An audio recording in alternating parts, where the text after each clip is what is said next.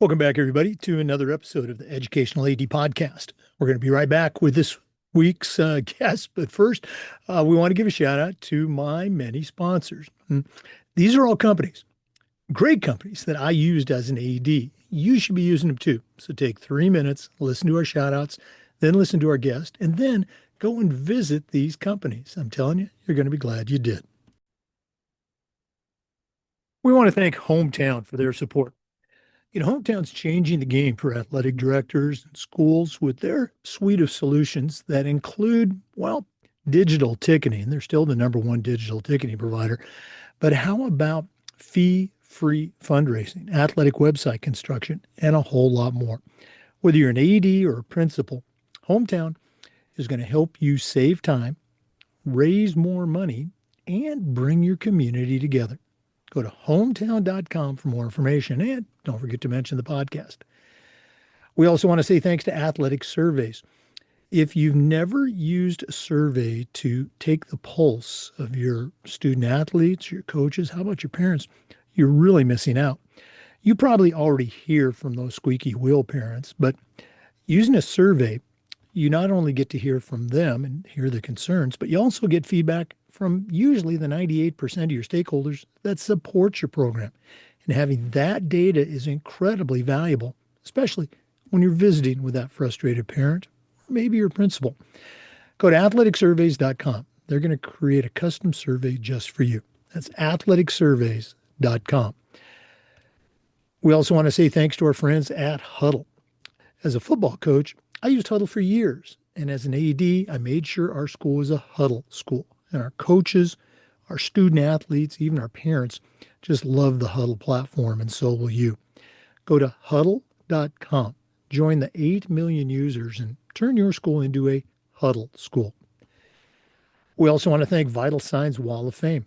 If you're looking for a really cool way to display your school record boards or show off your school's Hall of Fame, go to their website and take a look at their interactive touch screen. That's right, touch screen video consoles.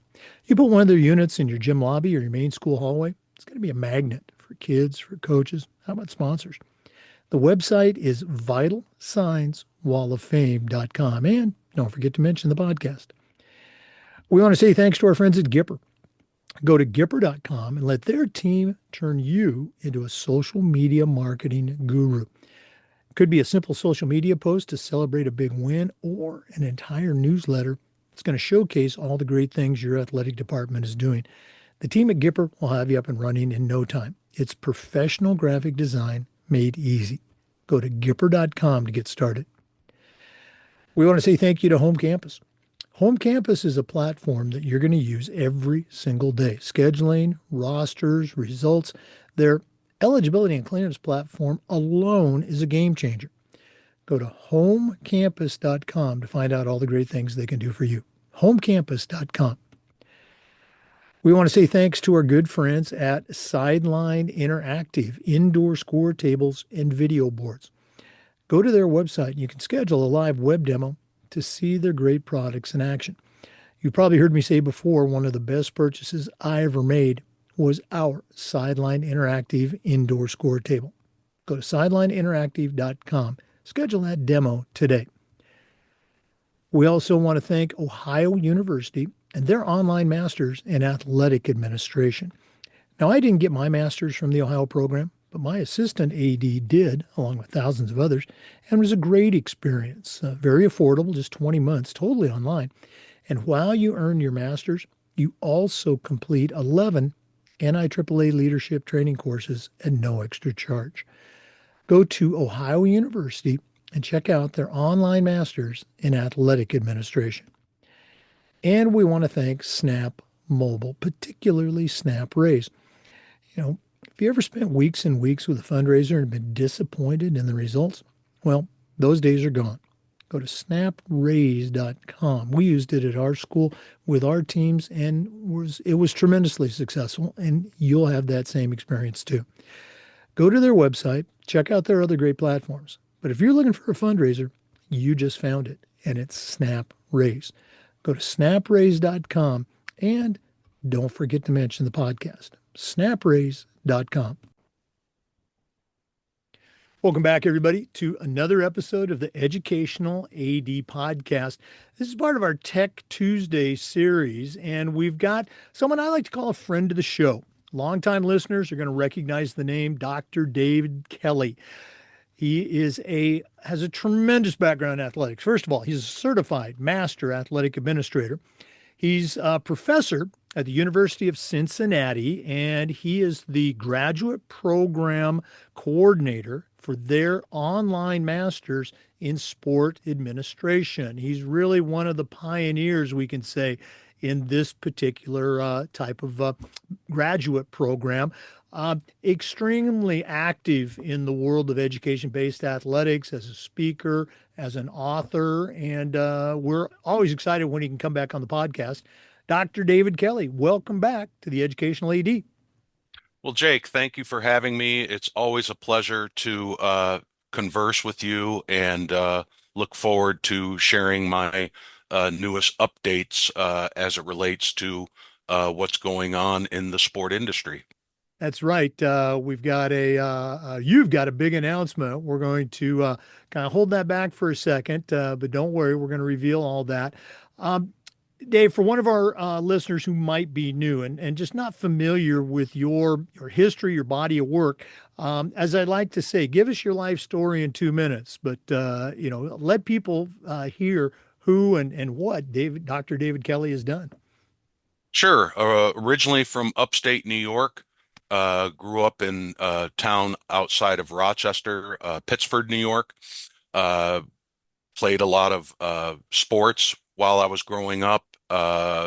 Eventually became pretty good at basketball and was recruited by actually a lot of coaches in the upstate New York area. Eventually, um, due to injury, I played at Brockport State University, but then transferred to St. Bonaventure, and so really decided at that point that a career in basketball wasn't necessarily going to be my future, and so I wanted to more or less stay involved in basketball from a coaching standpoint, and so across the street at St. Bonaventure University, it was Archbishop Walsh High School. And so I got engaged as being the junior varsity coach and assistant varsity coach with Pat Clark. And Pat brought me on, and Pat is also an alum of St. Bonaventure University.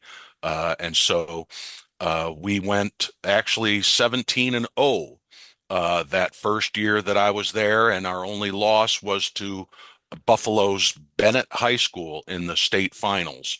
And so we had a really good run. We were the Monsignor Martin League champions and all the accolades that went with it. We had one of our best players in Tommy Sear, who averaged roughly about 25 points. And, this was back at a time when there wasn't a three-pointer.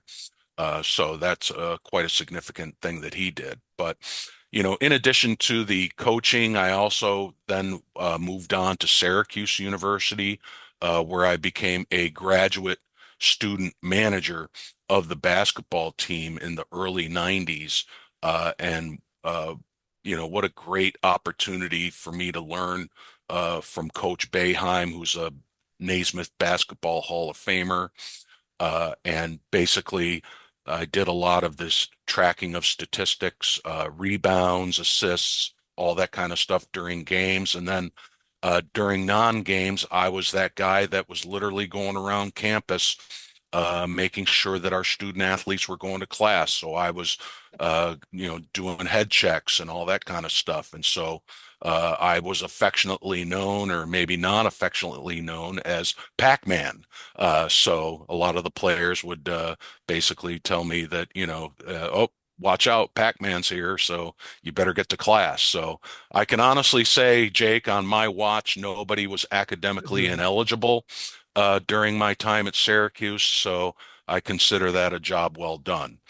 Then I was having a conversation with then Director of Athletics Jake Krauthamel, Jake was one of the founding fathers of the Big East Conference, along with Dave Gavitt. Yeah, For those people that might know about a bit about the Big East Conference, and so Jake told me about Ohio University, and so uh, I made a trip to little old Athens, Ohio, to the brick streets, and basically met my future mentor in Dr. Andy Kreutzer. And it was there where I literally was researching all of the educational post-secondary uh, type of opportunities that there were for interscholastic athletic directors, and come to find out there really weren't any. That most all the master's programs at that particular point in time in the 90s basically catered to professional sport organizations and colleges.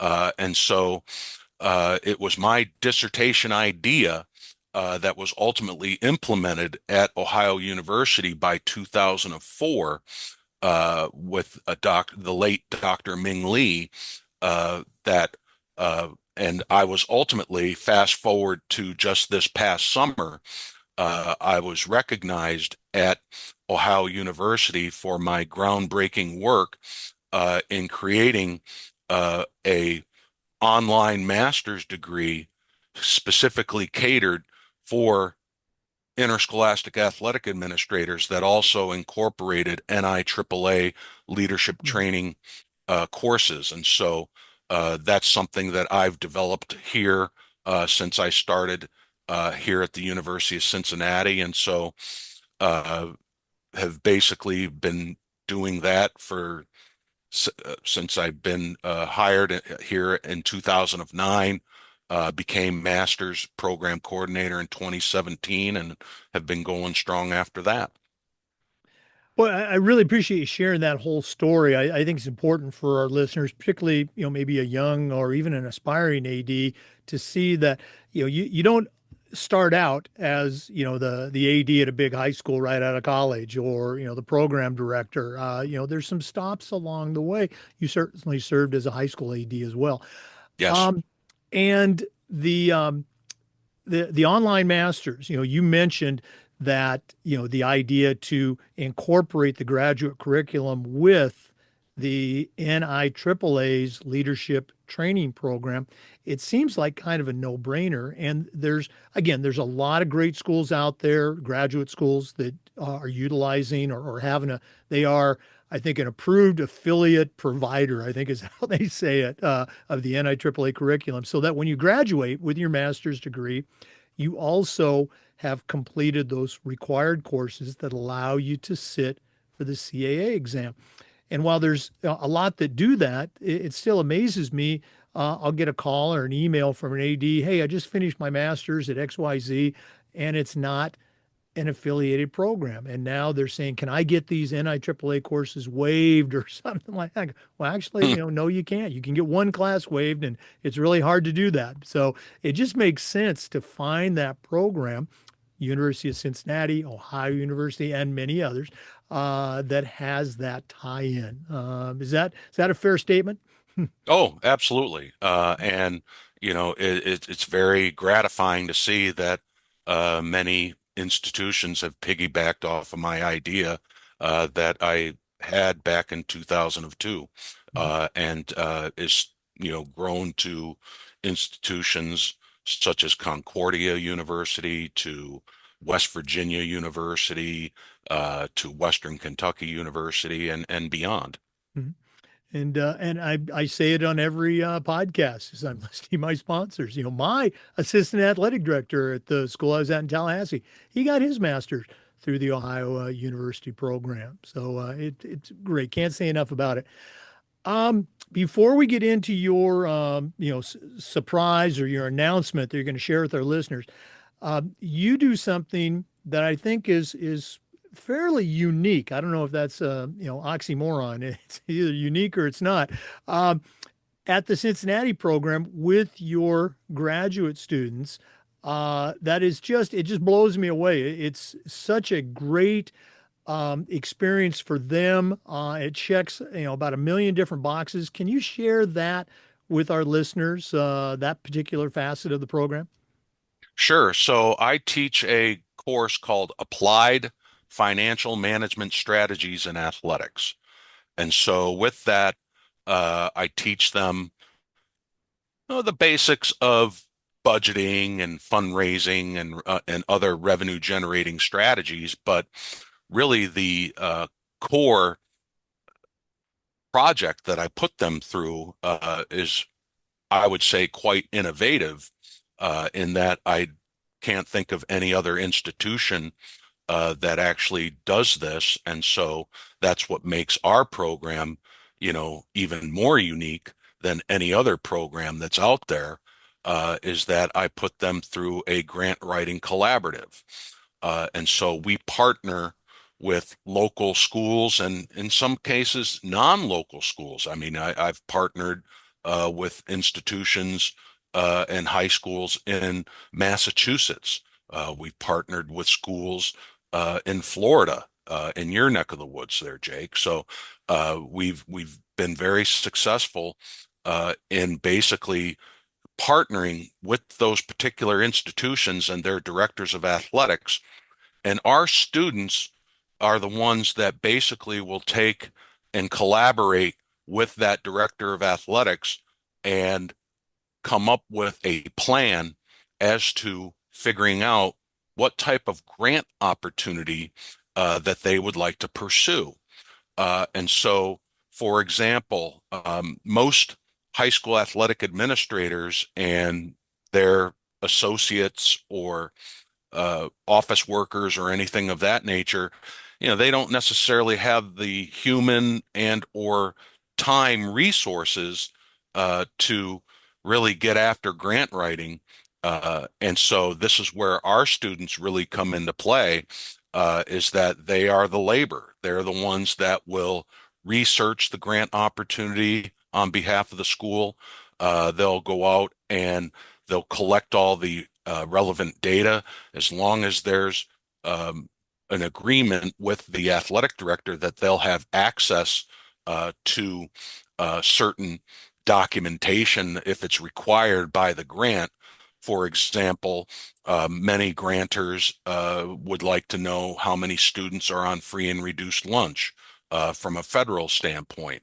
Others might want to know other demographics of the institution. And so our students wouldn't necessarily know that, but then obviously they could connect with someone in the central office or the treasurer or what have you to find out that information in order to put together a really solid proposal.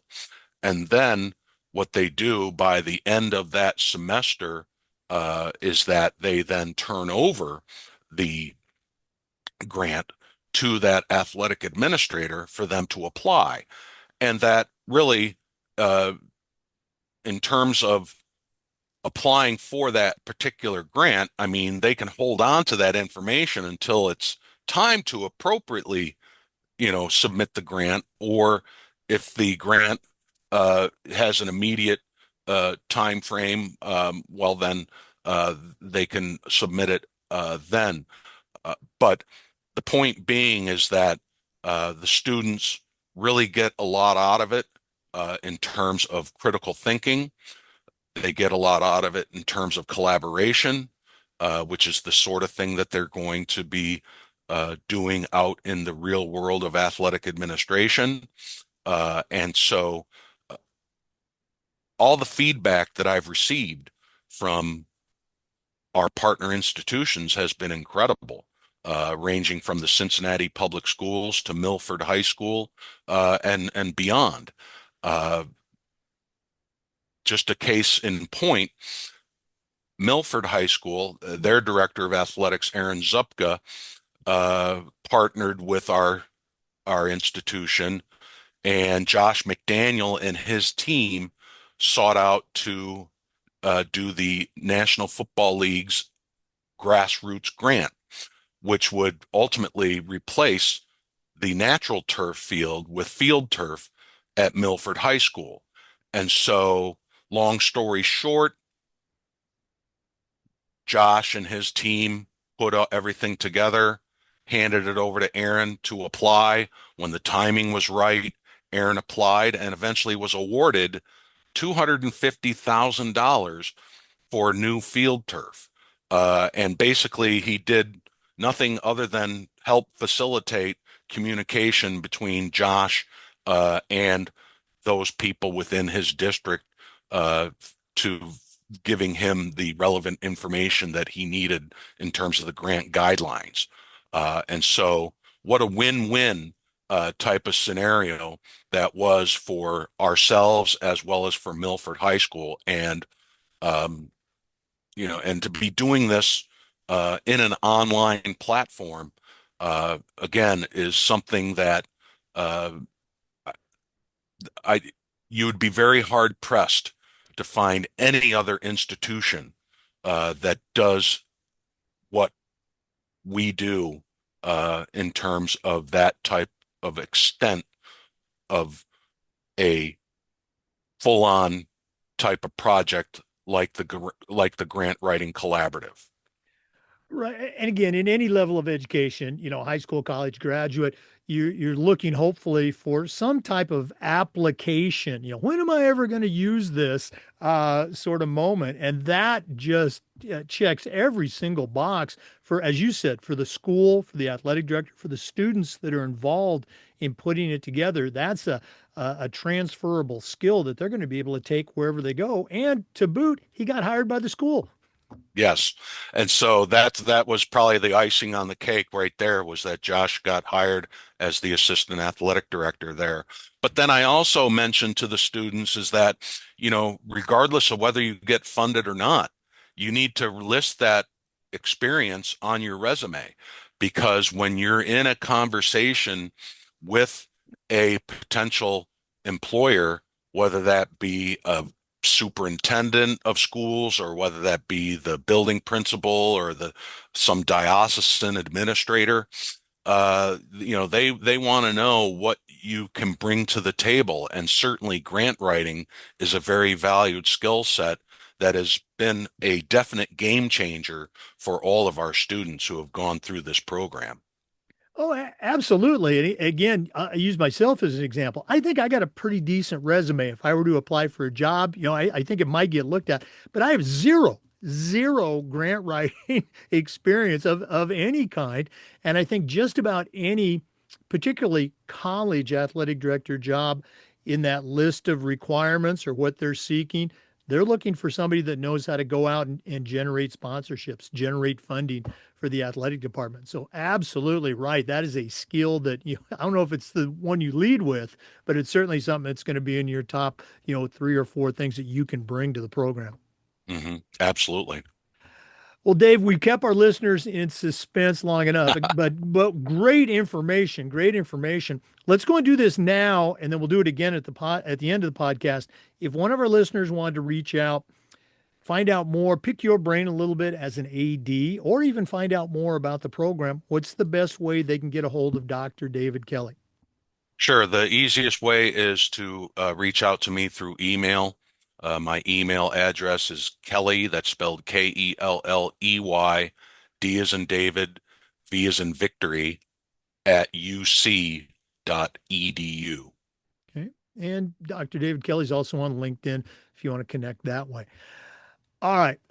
We mentioned earlier that, you are, very active in the AD space as a speaker, as an author, and that's really, kind of the main reason we've got you on the program today. What do you want to share with our listeners?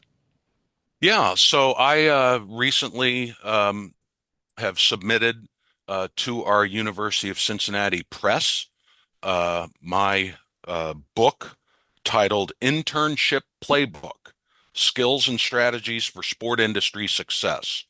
And so while this is primarily intended for a young professional and college age or perhaps graduate student type of crowd, this also can be applicable to those that are in education-based athletics because many of the examples and appendices that I have within the book uh, address some of the key components of things like an properly crafted internship announcement. One of my very good friends that I met at I believe it was the 46th annual National Federation of High Schools Athletic Directors Conference. I was doing a workshop, and he came up to me afterwards, Scott Jarvis, who I'm sure has been a contributor to your show.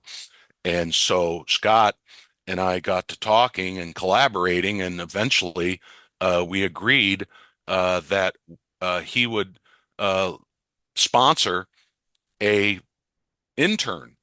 Uh, and so, what a great opportunity for our students to learn under one of the best high school athletic administrators in the entire country, in Scott Jarvis. And so, that was when he was the director of athletics at Newton High School in Newton, Iowa. And eventually, then he made a transition over to Ankeny Centennial High School in Ankeny, Iowa. Uh, and we had students go to both Newton as well as Ankeny Centennial. And so, what a win-win situation it was for them. And I also told Scott, in order to get kids to come out to Iowa, you sort of got to sweeten the pot and, add a little honey to the mix. And so he offered them $2,000 as a stipend for the full on semester.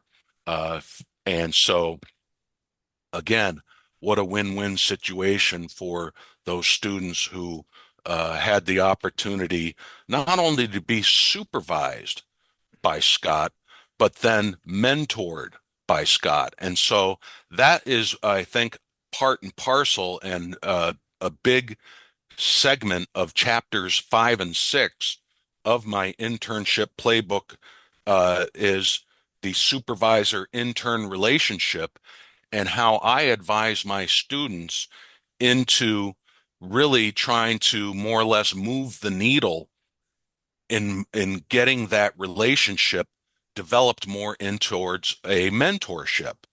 And that in my mind, uh, and as I talk to my capstone interns at the mid-semester meetings, I check in on things like their workload. I tell them, I say that, this sort of thing sort of runs on a continuum. Are you overworked? Are you worked just right? Or are you bored out of your mind? And so where do you think you fit on that continuum? And then I also ask them, you know, don't be afraid to ask relevant questions that you're there to learn. And so, uh, and I also mentioned that when you're working with supervisors, you know, make sure that you are seeking out what they prefer. Do they prefer to touch base once a day? Do they prefer to touch base twice a day? Would they rather receive an email or would they rather have you go to their office? What does that end up looking like? And that you have to be proactive in making that happen. Don't necessarily rely on the supervisor to do that. And that overall, I really want them to really demonstrate their work ethic and skills to their supervisors so that they know the quality of their work product firsthand. And then also, again, the purpose of this is to, again, drive my students to develop that relationship into more of a mentorship and to really get them engaged in a long-term relationship. And so that's one of the key goals I encourage my students to aspire in their capstone internships. And Scott Jarvis, I think, is a great example of that. Another high school athletic director that I'll give a shout out to is Brian Phelps over at Indian Hill High School here locally in Cincinnati.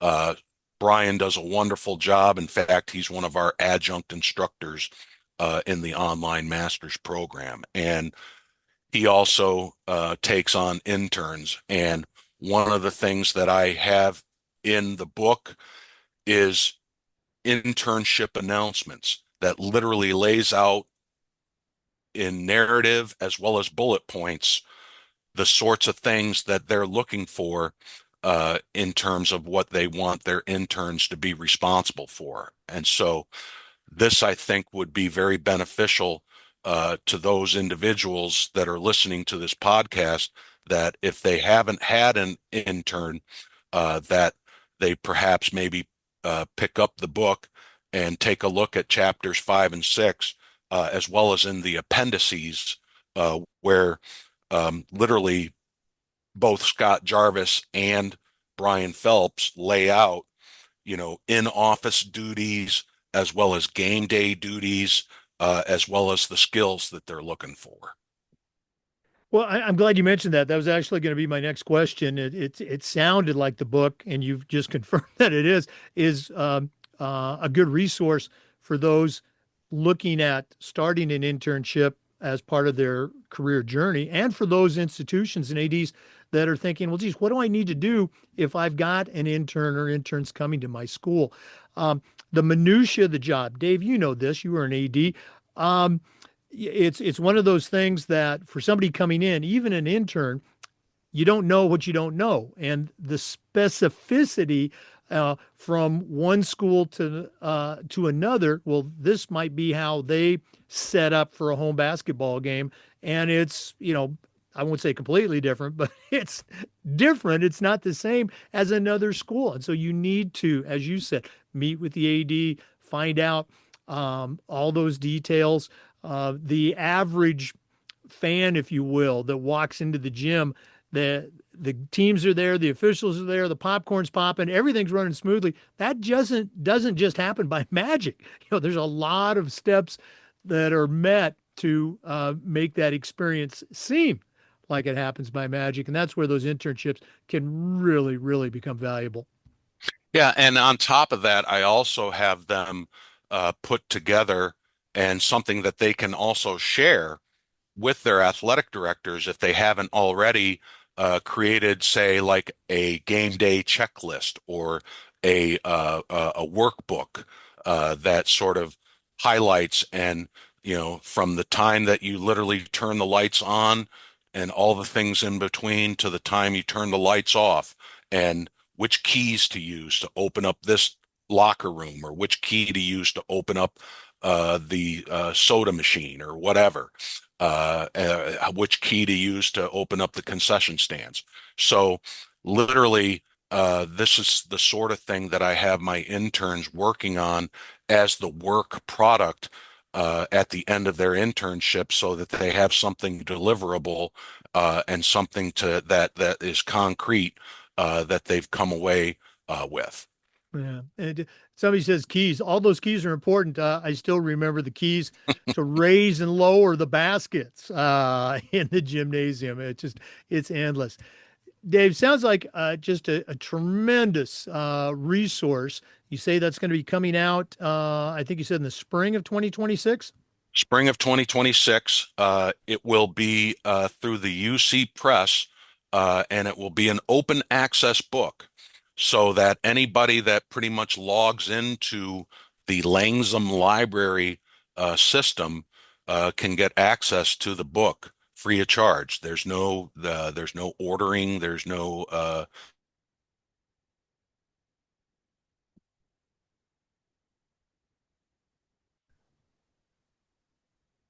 And so at the end of the day, I think this ends up being a tremendous resource for athletic directors and students alike to gain access through our Langsom Library.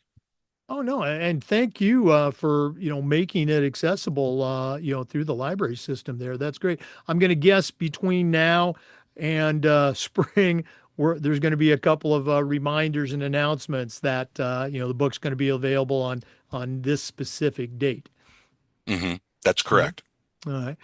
Well, thanks for all that you do in this space. Thanks for coming on today and sharing this great new resource. And are you going to make it down to Tampa for the National AD Conference?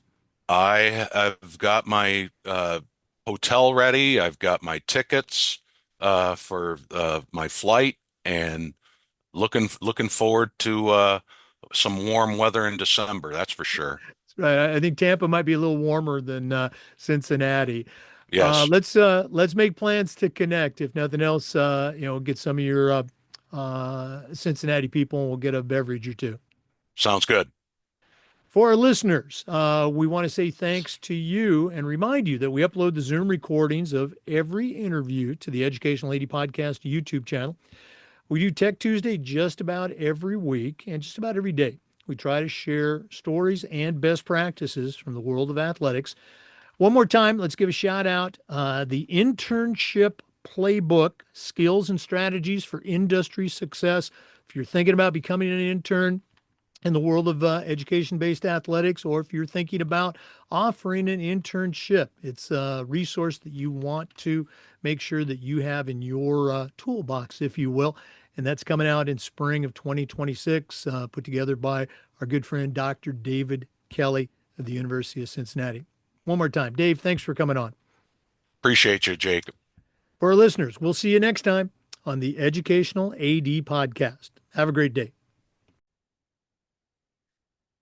Before we go, we do want to say thanks to our great sponsors, including Sideline Interactive Indoor Score Tables and Video Boards, Home Campus. It's a platform you're going to use every day. Go to homecampus.com. Gipper, turn yourself into a social media marketing guru. That's gipper.com. Vital Signs Wall of Fame. Go to vitalsignswalloffame.com. If you're looking for a fundraiser, you just found it. It's SnapRaise. That's snapraise.com. Ohio University. It's where Dr. Dave Kelley got his master's from. Check out their online master's in athletic administration, Ohio University. Hometown, you'll find information on their platform at hometown.com. Huddle, I used it as a football coach and as an AD. We were a Huddle school. Go to huddle.com. And Athletic Surveys by LifeTrack. Go to athleticsurveys.com. Thanks again for listening. We'll see you next time on the Educational AD Podcast.